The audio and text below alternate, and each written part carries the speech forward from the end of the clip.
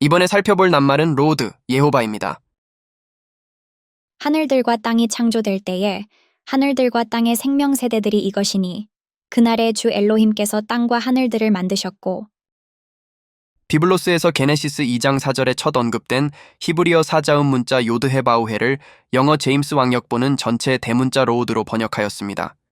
좀 더 구체적으로 말하면 비블로스 전체에서 총 6,828호에 사용된 요드헤바우헤를 6,521회는 로드로, 299회는 가드로, 8호에는 예호바로 번역하였다는 사실입니다. 뿐만 아니라 영어의 대소문자 구분 특성에 따라서 히브리어 아도나이는 대문자로 시작하는 로우드와 소문자 로우드로 번역하고 엘과 엘로힘은 대문자로 시작하는 가드와 소문자 가드로 번역함으로써 전체 대문자인 로우드, 가드와 구분해 주었습니다. 이토록 복잡한 구분 방식을 택하여 번역한 데는 나름 이유가 있었습니다.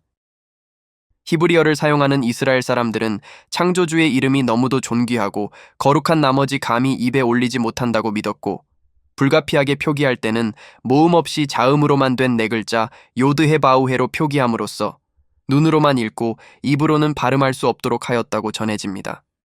굳이 발음해야 할 경우에는 네 글자 자음 요드헤바우헤에 아도나이의 모음을 차용하여 예호바로 불렀다고 합니다. 영어 제임스 왕역본 역자들은 요드헤바우헤와 아도나이를 조합한 히브리 전통을 반영하기 위해 영어 대소문자 구분을 적절히 활용하여 전체 대문자 로드, 첫 대문자 로드, 전체 소문자 로드, 전체 대문자 예호바, 전체 대문자 가앗 등으로 구분하여 번역한 것을 알 수 있습니다. 첫 대문자 가앗, 전체 소문자 가드는 엘로힘의 번역이기에 여기서 다루지는 않겠습니다. 문제는 히브리 전통과 그것을 절묘하게 살린 영어 제임스 왕역본의 번역이 과연 비블로스 진리에 부합하는지, 또한 대소문자 구분이 무슨 의미가 있으며 대소문자 구분이 아예 없는 한글의 경우는 어떻게 번역해야 할 것인지 등을 잘 생각해 볼 필요가 있습니다. 먼저 영어 제임스 왕역본처럼 대소문자 구분의 의미를 부여하는 것은 비블로스의 본질에 맞지 않습니다. 옛 유언 히브리어 비블로스나 새 유언 그리스어 비블로스나 애당초 대소문자 구분의 의미를 두지 않았습니다. 단지 문자 발달 과정에서 초기 대문자 형태가 점차 소문자 형태로 발전하였고 비블로스가 대중화되면서 필기체인 소문자 형태가 줄을 이루게 되었다는 정도이며 대소문자의 의미 차이는 없습니다. 무엇보다도 비블로스를 소리내어 읽는 낭독의 관점에서 보면 대소문자 구분은 전혀 차이가 없고 아무 의미도 없습니다. 혹 눈으로만 읽는다 할지라도 굳이 대소문자 구분을 하지 않아도 이해하는데 아무 문제가 없습니다. 정확한 낱말 규명과 전후 문맥의 흐름 파악만으로도 충분합니다. 그래서 옛 유언 히브리어 본문과 새 유언 그리스어 본문에 아예 대소문자 구분이 존재하지 않았던 것입니다.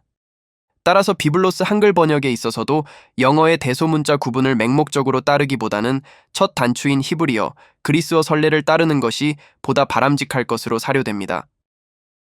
문제의 본질을 파악하고 근본적인 답을 얻기 위해서는 먼저 히브리어 아도나이의 의미부터 확인할 필요가 있습니다. 영어 제임스 왕역본이 아도나이의 번역인 로드를 기준으로 대소문자 조합을 통해 전체 문제를 풀어갔기 때문입니다.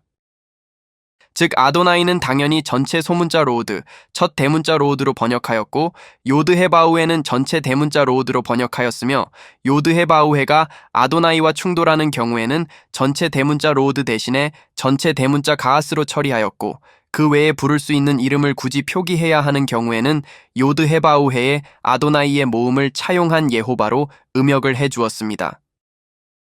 히브리어 아도나이는 아돈의 강세형으로서 자주적인 권력, 최고 권력, 지배 권력 등을 뜻합니다.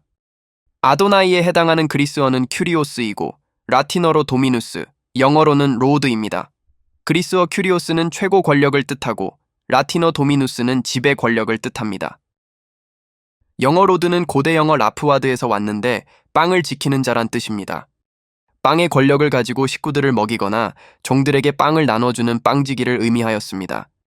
빵지기는 집안의 가장이기도 하고 혹은 그의 빵을 먹는다는 뜻의 종들에 대한 상전 개념으로서의 주인을 의미하기도 하였습니다. 이것을 한글로 옮길 때 대상이 사람이면 주인이라 번역하고 대상이 창조주인 경우는 사람 인자를 뺀 주라고 번역하였습니다. 주의 본래 의미는 촛대 위에 심지가 그려졌듯이 심지를 뜻하였습니다. 여기서 주체란 뜻으로 발전하였고 주인, 소유주, 임금 등의 뜻으로 파생하였습니다. 히브리어 아도나이와 그리스어 큐리오스의 뜻을 가장 정확히 옮긴 것은 라틴어 도미누스로서 지배 권력을 뜻합니다. 영어의 로드의 빵지기란 의미는 물론 빵을 가진 자의 권력이 가장이나 상전이 될 수도 있겠고 소유권을 가리킬 수도 있겠으나 자주적으로 지배하는 자의 권력이란 본래의 뜻을 충실히 반영했다고 보기는 어렵습니다. 전체 소문자 로드, 첫 대문자 로드, 전체 대문자 로드 등 영어 대소문자 구분을 굳이 반영하려고 할 필요는 없습니다. 전체 대문자인 예호바란 이름도 그냥 음역하여 예호바로 옮기면 됩니다. 예호바가 훗날 예수스란 이름으로 완성되었기에 아무 문제가 없습니다. 영어 전체 대문자 가앗도 첫 대문자 가드와 마찬가지로 엘로힘이라 번역하면 됩니다. 예수스께서 곧 엘로힘이시기 때문입니다. 영어 로드를 한글로 주 혹은 주인으로 번역한 것을 틀렸다고 말할 수는 없지만 아도나이와 큐리오스의 본뜻을 제대로 반영한 것은 아닙니다. 이미 오랜 세월 굳어져서 바꾸기가 어렵겠지만 그래도 본래의 뜻대로 자주적으로 지배하는 자의 권력을 잘 반영한 한글 낱말로 업그레이드할 필요성은 있어 보입니다.